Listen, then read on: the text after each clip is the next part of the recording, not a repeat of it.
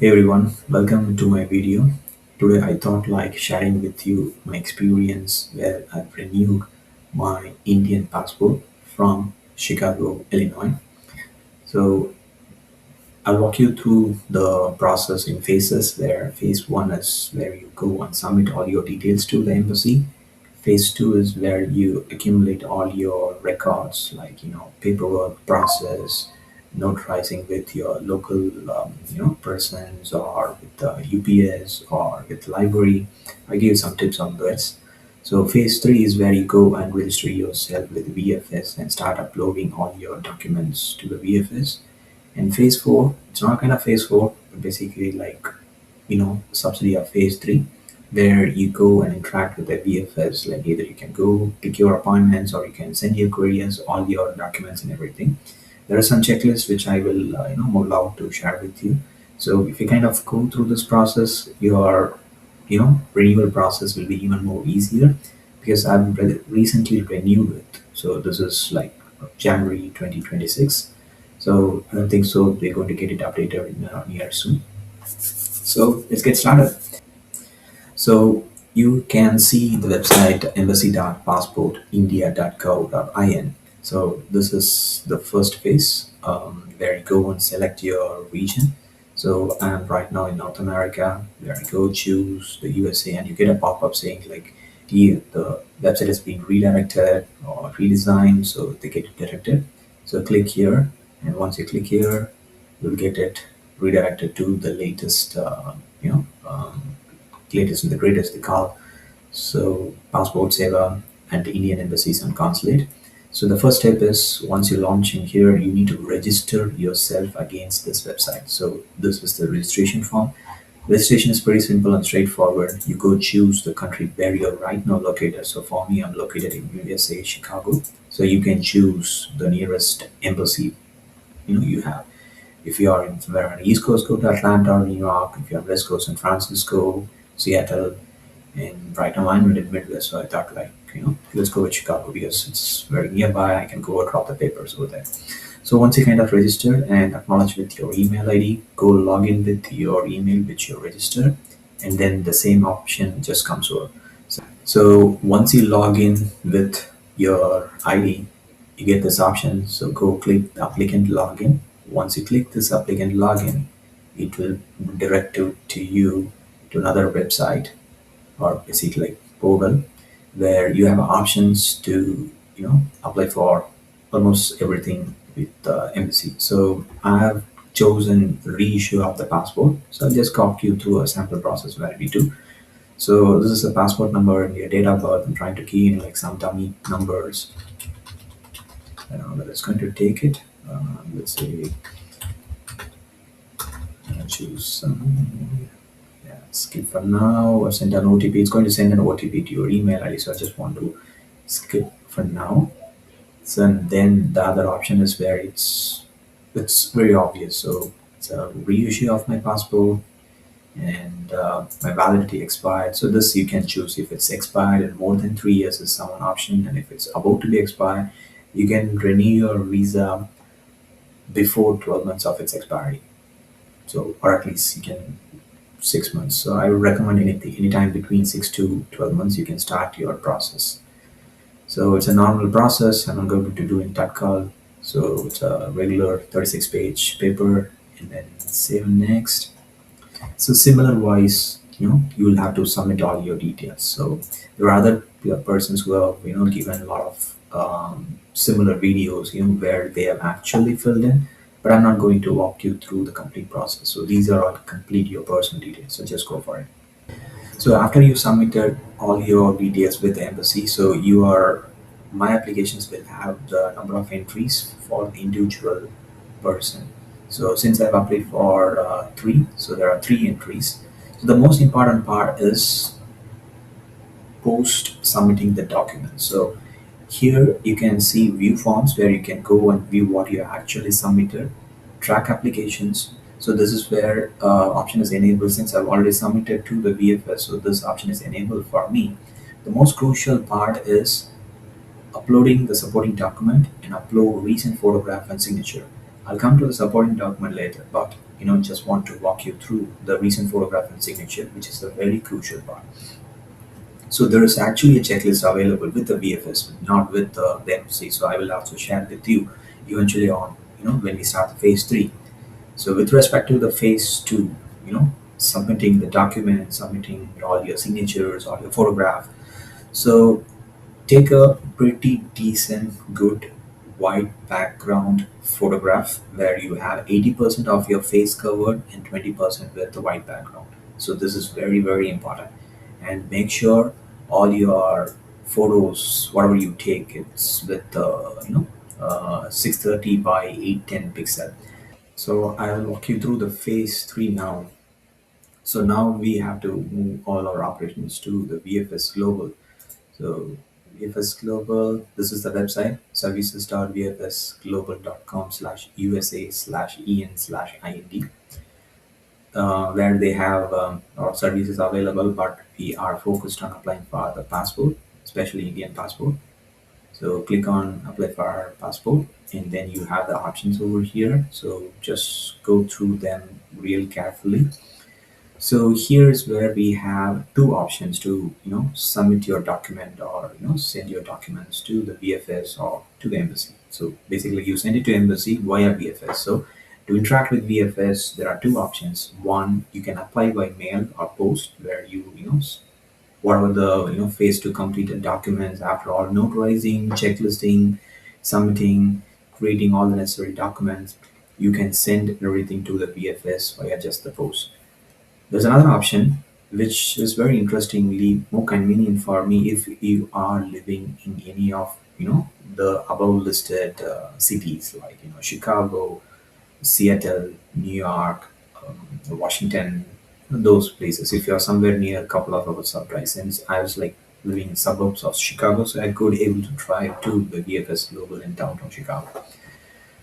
So I'll go through both options, but I'm more convenient with getting yourself appointment driving to the VFS directly, and you can at least see the city for a while and then be back. Just a couple of hours of effort, so it's not going to be there. But if you are living in real remote cities like in Ohio or Dallas or someplace which is even more costly to travel with all the four, three or two persons, you can just choose by the post. So they say like step one, complete the passport in the government form. So this is nothing but the phase one which we have completed. So it's going to redirect it to this page, so which you have already seen. So coming back to the VFS, so this you have already done. Important note: all your photograph signature mandatory. So whatever I said, this is what they are reiterating it. So next is the phase two, which is nothing but the step to prepare your supporting documents. So this is nothing but review supporting documents, checklists, and whatnot, everything. So click and see what you can get. So I have applied for reissue of passport in the regular. So this is the overview of the complete process, and this is the passport fees for adult, minor, if you are having for the number of years of validity. If it's 10 and beyond that, it's $100. If it's 10 years of regular passport, it's $75 with the Indian embassy. And the VFS fee for individual passport is $19. So if it's adult, the regular passport embassy fee is $75, and VFS fee is $19. And there is a 3.75% of conveyance charges. So irrespective of your credit card or debit card, they don't accept the cash. So they're going to charge you 3.75%. So I've kind of applied for three people. So roughly I have to pay a VFS fee of $57 online to schedule my appointment. So this is a common process. Even if you schedule it online, or if you go send it via post, this fee is straightforward. So the next is reissue of passport in case of damage. So this does not apply to me, so I did not take a look at that. Coming down, you can see the mandatory document, which is nothing but reissue of passport for the adults. This is nothing but the checklist. So these are action three. So this you would have covered in the phase two. So affidavits for notarizing the checklist, damaged passport issuance, the passport. So if you click on checklist for reissuance with the passport, So I'm making it for the adult. Okay. So so this is the adult checklist, and please go through them real careful and slowly. So these are the mandatory documents you need to send it to the VFS either online or if you send it by post. So this is nothing but the government application online which you filled it out in phase one, and upload your photographs with the required specification. So it is 51 to 51, which is like 2 by 2 of size, pure white background. These are all originals. So just go through the entire document one by one. So don't miss even a single line. So it's totally your responsibility. So third is your current original passport and a copy. So you need to provide your original passport and take a front and first and the last pages of your passport. I think I've taken a black and white. So since we are sending the original passports to them, so it's fine to send a black and white. So affidavit for change in appearance. So this is an affidavit document. So if you see, there's an option to click here to download. So if you click here, so the options will be available. So this is nothing but you fill in. So you say like uh, my father name and my name and residence, your local address, local in the sense your onshore address. Basically, I live in Chicago, so I have to give my Chicago address, and then whatnot, everything. So this is just to ensure like your physical appearance hasn't changed like since your last passport photocopy. And then annexure he must be signed. So if for you as well as for your child, you need to get it downloaded, filled in, and then signature. So this is again original papers. So copy of the valid status in the USA. This can be multiple documents, but I'm in my H1B, so I have to give my valid I-797A approval notice. This I have notarized. So a tip again. So to notarize, you can have multiple options, your UPS or any local person who can notarize it. But I would recommend you go and check your local library where they do it for free. So I know like it's a bunch of documents, and a lot of things need to be done, but try to save a couple of bucks. It's kind of fair. So copy of valid United States, you can be whatever it is. So I have to provide whatever it's valid for me, notarized it. Proof of address, again, it's a color copy. It's a it can be anything. For me, I've kind of given my driver's license, and for my dependents, I've given a state ID. And if you have a different document which you can do, so you can have your water, gas, electricity bill, valid lease agreement. It has to be signed by both tenants and landlord if you are residing in any kind of apartment. So there's a bunch of other documents, so you can just go through them. So this is again a color copy. It does not have to be notarized. No notary needed. But since I've already taken it, so I have notarized it for myself. So adding more notary, it's not going to harm your document. Anyhow, if you're sending it more details to the VFS, that's good for them. They can have it. If they don't like it, they'll keep it aside. But they will start processing your papers because one other info, like I've notarized a couple of documents based on this particular checklist, but when I submitted things to the VFS, they said like it's not really needed. So it's fair choice. Like they know like what to be done. So go through them. So the other is the fee payment and the courier. So this is what I was walking you through what need to be done, but I'll give you more detailed information. So additional supporting documents, whatever needed. So affidavits for the name change. So unless until if it's really name change, you have to give it. But for us, there's no name change, no detail change. It's just a basic, pure, straightforward visa. Sorry, passport renewal. So coming back here, yeah, the same thing for the minor as well. So let me go through that. So if you can see here, so issuance of press passport for the minor, so which is a bit different, but yeah. So some additional details because here the adult, like every detail has to be resides on the individual adults, but for the minor, it has to be both the parents. So for my boys, I have to give them my papers as well as my wife paper. So it's a more lengthy paper process. So yeah, but you know, it's all easy. So just once you get familiarized, it's easy peasy. So as I said, like there are two options: mail by appointment. I chose appointment. Mail is what we have gone through. So supporting documents, go checklist.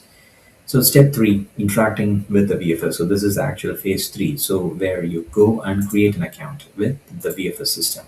So this is again the same way where you go key in all the details and create your account, validate it, come back, log into your existing VFS account, click on that, and then it looks like something like this. So let's go and yeah, let me try to start a new application. Start new application. So choose the city where you live nearby. So I choose Chicago. And the counselor category is, if you see, passport appointment. So subcategory is passport reissuance. So they're going to reissue the passport. So this is more crucial, what kind of appointment you make with the VFS. This is a bit slow now. Yeah, let's submit it. So it says like the earliest date available. So this is what it is. So it has given the date. So the next earliest available date is February 2nd, 2026 for 1, 2, 3, 4, 5 applicants. So before you jump in, you know like what need to be done. Yeah, then you continue to that. So the reference number, this is nothing but the ARN number. So application reference number generated from the embassy. So